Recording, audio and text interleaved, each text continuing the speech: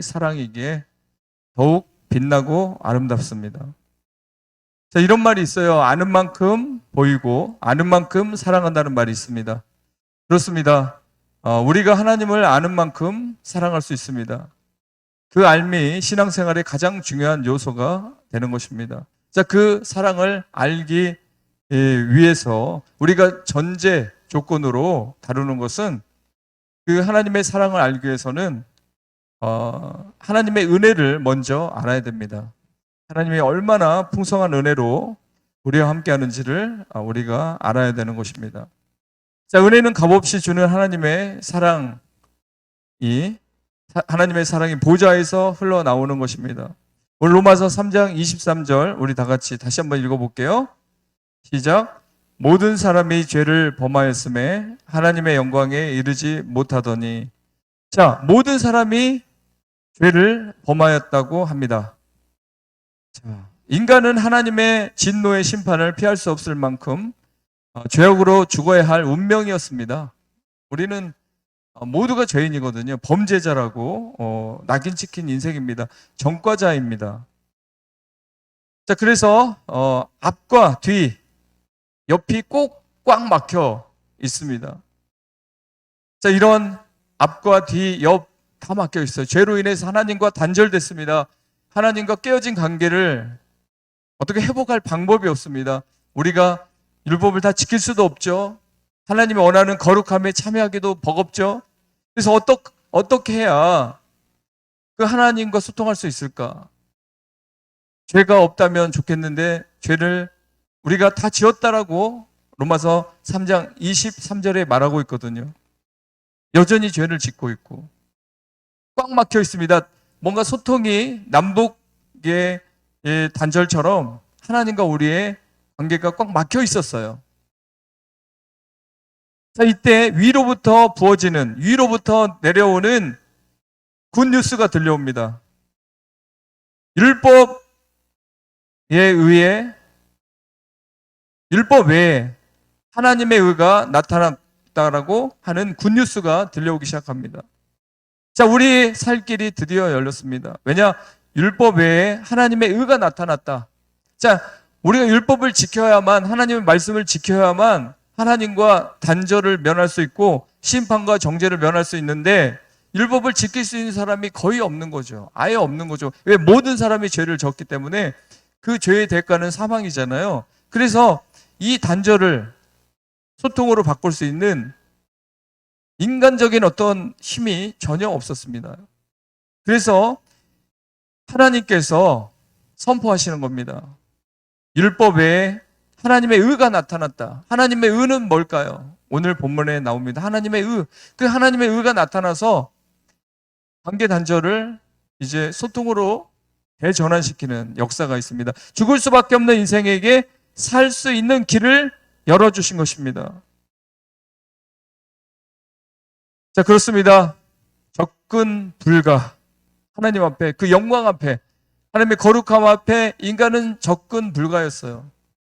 그러나 하나님의 의가 나타남으로써 우리가 그 죄인의 테두리를 벗을 수 있게 됐습니다. 여러분, 사람이 항상 때가 끼죠, 몸에.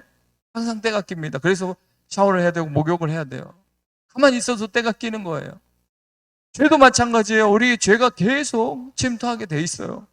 그래서 죄로 인해서 우리가 하나님 앞에 나갈 수 있는, 거룩한 하나님 앞에 나갈 수 있는 게 자유롭지 않았어요. 그러나 하나님의 한 의가 나타났습니다. 그 은혜죠. 하나님이 시작한 이 은혜의 단비를 내려주신 그 하나님의 은혜로 말미암아 우리가 접근 불가해서 죄인이라는 주홍글씨를 달았던 우리 인생이 그 자유와 해방을 경험하게 되는 것이죠. 24절 우리 한번 다 같이 읽어보겠습니다. 시작. 그리스도 예수 안에 있는 속량으로 말미암아 하나님의 은혜로 값없이 의롭다 하심을 얻은 자 되었느니라. 자, 이 24절을 어거스틴은 복음의 절정으로 보았습니다. 복음 중에 복음의 핵심 메시지로 보았어요.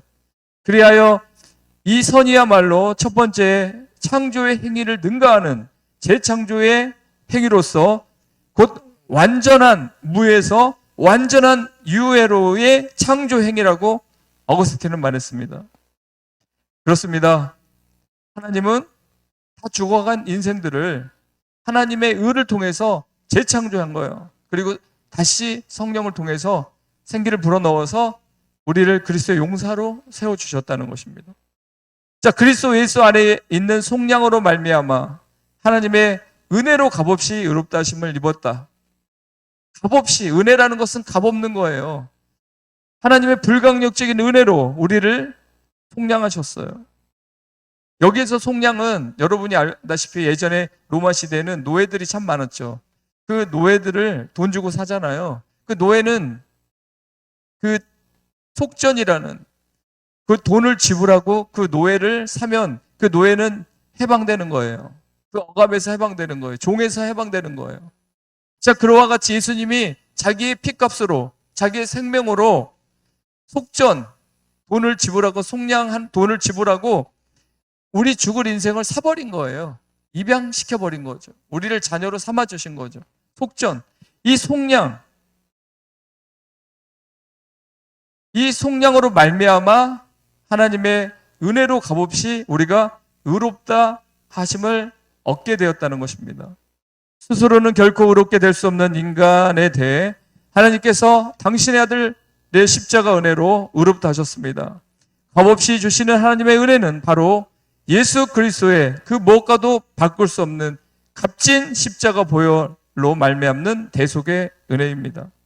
여기에서 구속하셨다라는 이 단어는 무엇으로부터라는 전치사와 품어줌이라는 의미를 지닌 단어가 합성된 것입니다.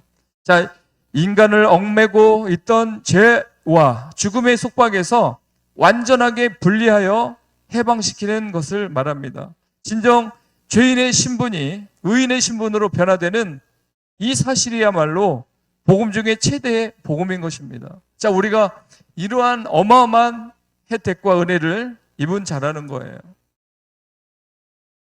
정말 노예와 같았어요. 왜 우리가 노예와 같죠?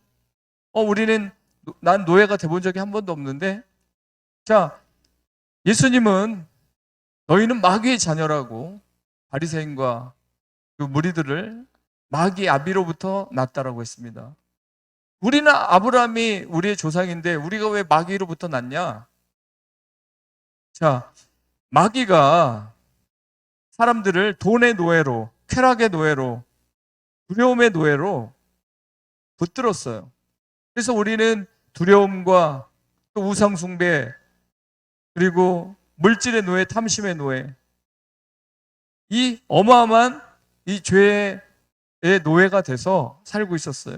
그러나 예수 그리스도가 자신의 피값으로 우리를 죄와 사망에서 구원하셨습니다. 이와 같은 사실을 근거로 하나님의 공의는 만족되었고 결과로 그 의가 칭이라고 불려지는 거죠. 의롭다 칭하는 거죠. 우리가 진짜 의로워서가 아니라 하나님의 일방적인 의로 말미암아 우리를 노예에서 구출했죠. 마귀 자녀에서 해방시켰죠. 하나님의 의로 인하여 그러니까 하나님의 의는 십자가인데 그 십자가의 완전하신 은혜, 의로 말미암아 하나님의 공의가 만족된 거예요. 하나님은 공의로우신 분이거든요. 절대 죄를 간과하지 않으십니다. 죄는 반드시 정죄하고 심판하시는 분인데, 아니 갑자기 죄인이 어떻게 살아났냐 이거죠. 그것은 하나님의 그 공의를 만족시킨 것은 독생자 예수 그리스도가, 죄 없는 예수 그리스도가 이 땅에 오셔서 죄인들을 구속하시기 위해서 자기 자신을 다 내어준 그 피값으로 우리를 의롭다 한 그 의를 하나님이 받아들이신 거죠. 그 의를 하나님께서 허락하신 것입니다. 그래서 하나님의 공의가 만족된 것입니다. 우리 구원이 우리 자신의 노력이나 행위와 무관하게 전적으로 예수 그리스도의 구속 사역을 통한 하나님의 은혜라는 것을 우리는 이 본문을 통해서 볼 수 있습니다.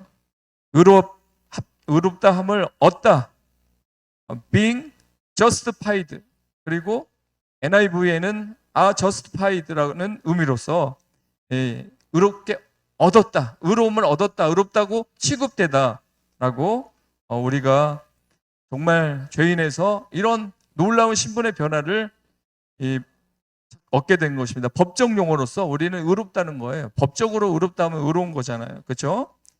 자, 그렇습니다. 하나님께로부터 의롭다 하심을 얻은 이것을 가리켜 바로 칭의라고 합니다. 칭의받은 이들에게는 우선 신분의 변화가 발생하고 과거 죄인의 신분에서 벗어나 하나님의 아들로서의 의인의 신분을 획득하게 되는 것입니다. 이는 곧 죄로 인한 사망의 형벌에서 벗어나 죄의 완전한 사면이 이루어지는 것을 말합니다. 여러분, 오늘 이 본문의 내용을 통해서 하나님의 사랑이 어찌 그리 크신지요. 하나님의 의가 나타나지 않았다면 여전히 우리는 정답은 알지만 매일매일 정답대로 살지 못하고 죄와 함께 살다가 하나님의 그 완벽하신 공의 앞에 두렵고 떨림으로 섰어야 될 인생인데 값없이 주시는 그 하나님의 의가, 우리를 의롭다고 불러주시는 그 하나님의 의가 결국 우리를 살렸다는 것입니다. 그 은혜 속에 우리가 강한 인생이 되는 거죠. 그 은혜 속에 우리가 주님을 사랑하게 되는 것입니다. 그렇습니다. 이제 주님을 사랑하되 목숨을 다하고 뜻을 다하고 성품을 다하고 그런 모습으로 주님을 사랑할 수 있게 되는 것입니다. 이 사랑을 모르면서 이 은혜의 혜택을 누리지 못하는 사람이 어떻게 하나님을 위해서 목숨을 다하여 사랑할 수 있겠습니까? 먼저 우리를 위해서 목숨을 내어놓으신 사랑, 죽음을 감내하면서 죄인들을 구원하신 그 하나님의 전적인 사랑의 은혜가, 갈보리 십자가의 은혜가, 대속의 은혜가 강물같이 흐르는 과정 속에서 무료로 값없이 받은 이 구원의 선물을 생각할 때 내가 받은 이 사랑을 무엇으로 표현할고, 내가 받은 이 구원의 감격을 어떻게 내가 표현하며 살아갈까? 비록 외양간에 소가 없고 밭에 소출이 없고 무화과나무에 열매가 없을지라도 내 삶의 환경적인 요소는 여전히 답답한 상황일지라도 이 은혜의 구원의 선물을 받은 우리가 어찌 주님을 찬양하지 않을 수 있겠습니까? 어찌 그분을 사랑하지 않을 수 있겠습니까? 사랑하되 어찌 대충 사랑할 수 있겠습니까? 만약에 하나님을 대충 사랑한 사람이 있다면 십자가를 경험하지 못한 겁니다. 그분의 전적인 은혜를 여전히 맛보지 못하고 있는 것입니다. 그분이 나를 위해 죽었다는 이 사실을 갈보리 그 현장에서 발견하지 못하고 세상에 살아가면서도 그 사랑을 찾지 못하고 여전히 그 사랑이 느껴지지 않고 그 사랑과 거리가 먼 사람들이 주를 위해 헌신하지 않습니다. 왜? 나를 위해 죽었다는 게 느껴지지 않기 때문이죠. 나를 살리기 위해서 대신 죽었다는 그 이야기가 여전히 실감나지 않기 때문이죠. 만약에 여러분, 하나님이 우리 죄값을 요구했다면, 그분이 우리에게 값을 요구하셨다면 우리 중 한 사람이라도 그 값을 지불할 수 있을까요? 네 죄값은 이거다. 이 죄값을 지불해야 너는 의롭게 될 수 있다. 우리가 그 죄값을 지불할 수 있을까요? 하나님 만약에 그 죄값을 요구한다면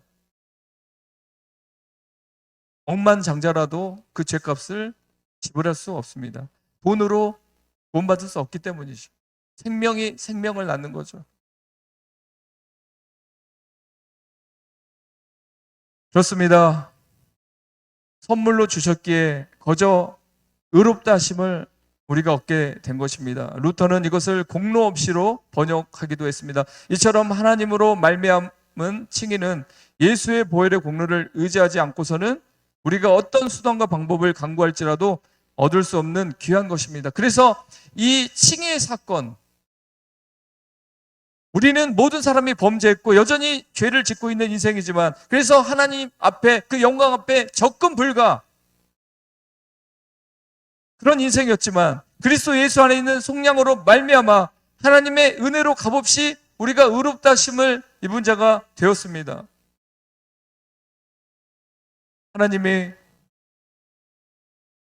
우리에게 죄값을 다 지불하라 요구했다면 그 누구도 그 죄값을 지불하지 못하고 엉엉 울고만 있을 것입니다. 두려움에 떨고만 있을 것입니다. 어떻게 해야 하나님 앞에 이 하나님의 그 진노에서 우리가 자유할 수 있을까?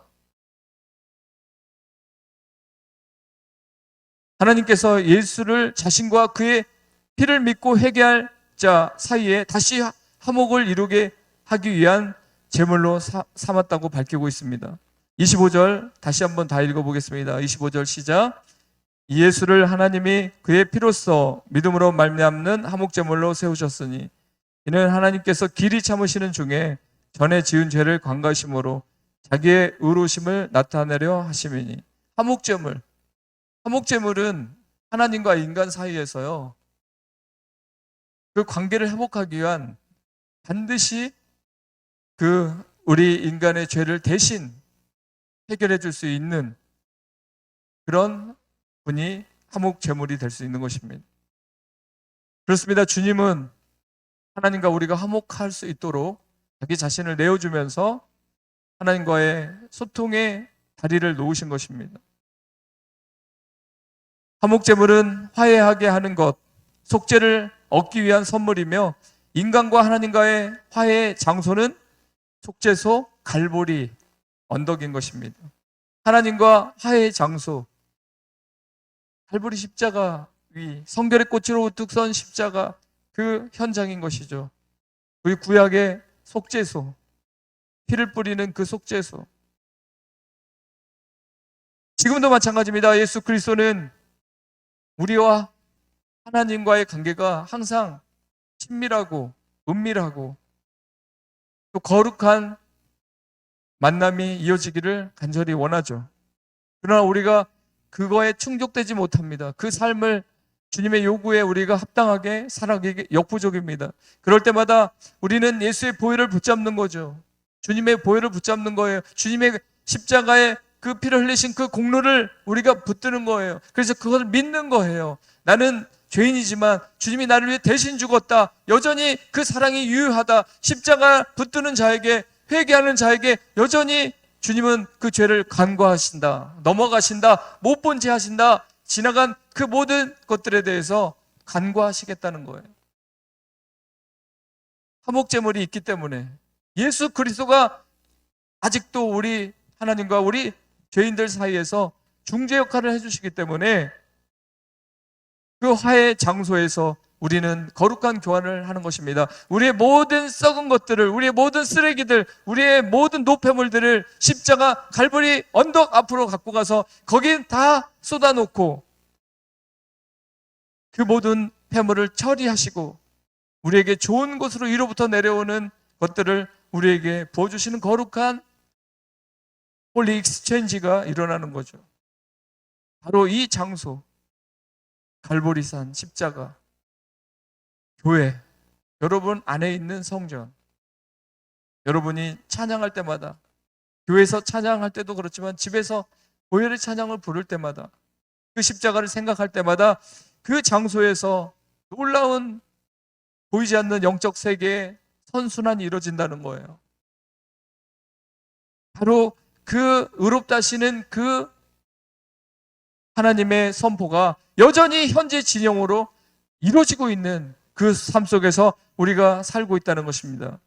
예수님의 피가 없었다면, 예수님이 화목제물이 되지 않으셨다면 우리의 믿음도 없으므로 기회 자체가 무산되는 상황이죠. 구속 자체가 불가능한 상황이 되는 거예요. 저는 오늘 이 3절까지의 짧은 내용이지만, 우리가 다 알고 있는 내용이지만 다시 한번 내가 왜 하나님을 목숨을 다해 사랑할 수밖에 없는지, 그분은 또 왜 그렇게 목숨을 다해서 나를 사랑하라고 요구할 수밖에 없는지, 바로 그 의미를 찾아갈 때, 그 이유를 찾기 위해서 애쓰고 기도할 때, 바로 오늘 본문의 말씀처럼 내가 하나님을 사랑한 게 아니라 하나님이 먼저 나를 사랑하셨다. 다 내어주기까지 사랑하셨다. 그리고 특별히 화목제물이 되어주셨고 나의 지난날의 허물과 죄악, 탐욕과 죄악들, 이것들을 패스 오버처럼 넘어가 버렸다. 그리고 못 본 척하고 넘어가 주셨다. 십자가, 예수 그리스도 십자가가 존재하기 때문에 그 십자가를 통해서 주님은 간과해 주신 거죠. 그렇습니다. 이런 사실을 알 때 우리는 정말 외양간에 나온 소처럼 뛰는 거예요. 피리를 볼 때 춤추는 것처럼 두 손 들고 찬양할 수밖에 없고, 아, 이 감격, 아, 이 놀라움, 나 같은 죄인이 이런 자유를 누리고 이런 혜택을 누리고 십자가의 최고의 수혜자가 되었다는 사실, 그래서 그 사랑이 그 보좌로부터 흘러나오는 그 은혜의 강물이 내 머리를, 내 가슴을, 내 삶으로까지 흘러넘치는 그 은혜 도가니 속에서 하나님을 사랑하는 것이 당연한 것이고 기쁨이라는 것입니다. 여러분, 사랑하는 사람과 같은 것을 바라보고 같이 걸어가는 것, 인생이 제일 가는 행복이거든요. 그래서 뭐 재밌는 그런 넌센스 같은 퀴즈가 있었잖아요. 서울에서 부산까지 제일 빨리 가는 방법, 연인하고 가는 게 가장 제일 사랑하는 사람과 함께 가는 게 가장 빨리 가는 것이다. 하나님과 동행하는 하루하루가 심히 기쁜 나날이 되는 것입니다. 하나님을 사랑하기 때문에 예배하는 게 목사님이 설교를 40분 할지라도, 그 목사님이 버벅거릴지라도 그냥 그 자체는 약간의 스크러치 정도, 약간의 소음 정도. 그러나 그냥 하나님이 이 예배 가운데 계시다라는 거, 그 예배 드리는 나를 바라보고 계시다는 거, 그 은혜를 너무 감사해서 자원하여 이 자리에 나온 봉사자로 헌신하는 나를 예뻐하신다는 사실, 나와 함께 동행하고 계시다는 사실, 나와 함께 같이 걷고 나와 함께 같은 곳을 바라보고 나와 함께 동행하기 때문에 내 삶의 일상이 행복한 나날이 되어진다는 이 사실. 자, 이 사실 그대로 우리가 삶을 살아간다면 우리는 결코 슬픈 인생을 살지 않을 것입니다. 요즘에 제가 주위에서 이렇게 보니까 만남이 참 중요하다 그랬잖아요. 짜증내는 사람 옆에 가면 그 사람도 짜증내요. 이게 그걸 끌어오거든요. 당기거든요. 근데 기뻐하는 사람, 감사하는 사람, 그리고 즐거이 헌신하는 사람 보면 그 사람의 그 영향력이 또 당기는 거예요. 그래서 기쁜 거죠. 근데 만약에 어떤 사람이 가정에서도 짜증나고 교회 와서도 짜증나고 회사 가서도 짜증나면 그 사람 숨 못 쉬는 거예요. 어떤 한 사람이라도 그 사람에게 좋은 영향을 줘야만, 여기서 마이너스 이만큼 마이너스가 됐어요. 그러면 누가 이만큼 끌어올려 줘야 돼요. 웃기게 해주든지 또 즐겁게 해주든지, 그리고 위로를 해주든지 공감을 해주든지, 아니면 비전과 꿈을 주든지, 아니면 그 만남을 통해서 그래도 조금의 평화를 얻게 되면 고갈된 에너지를 다시 이만큼 끌어올려서 그래도 살 수 있는 거예요.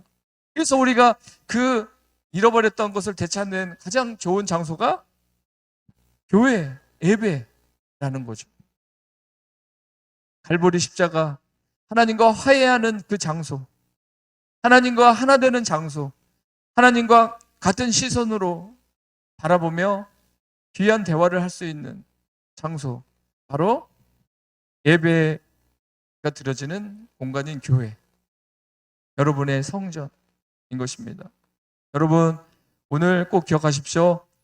나는 모든 사람에 포함되는 죄인이었다.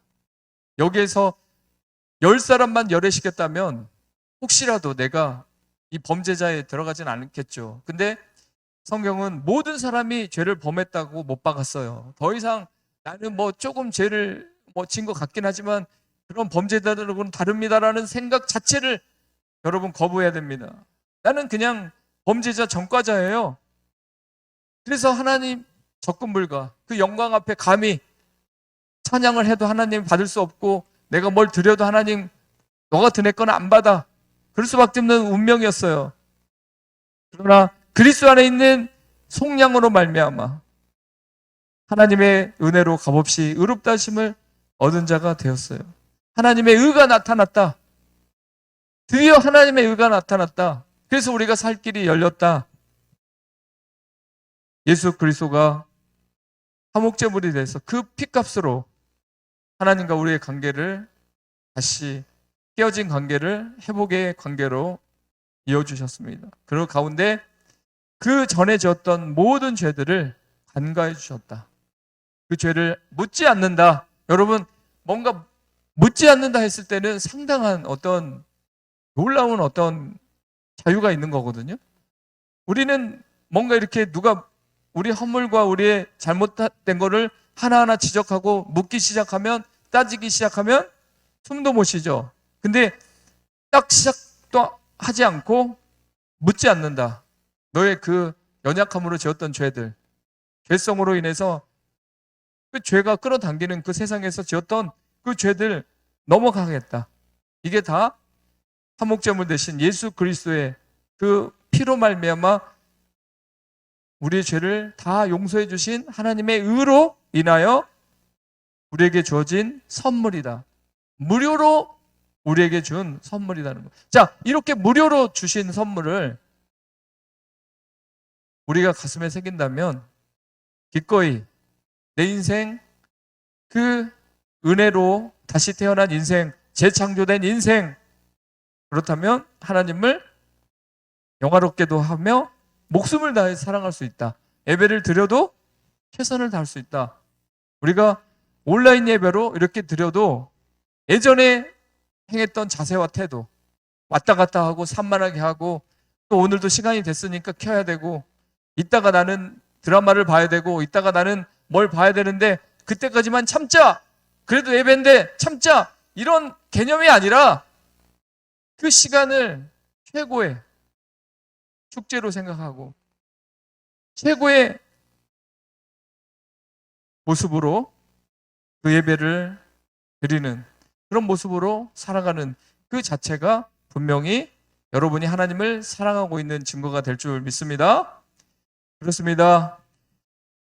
우리가 하나님과 성경을 사랑하지 않는다면 우리는 아무것도 모르는 채 신앙생활을 하는 것이고, 여러분이 하나님과 성경을 사랑한다면 그만큼 하나님을 아는 상태로 신앙생활을 한다는 사실을 꼭 기억하시고, 말씀 사랑, 하나님 사랑, 예수 그리스도의 십자가 사랑, 그리고 결국 이웃 사랑까지 이어지는 사랑의 인생길을 걸어가는, 사랑의 향기를 뿜어내는 저와 우리 행복한 가족이 되기를 예수님의 이름으로 간절히 축원합니다.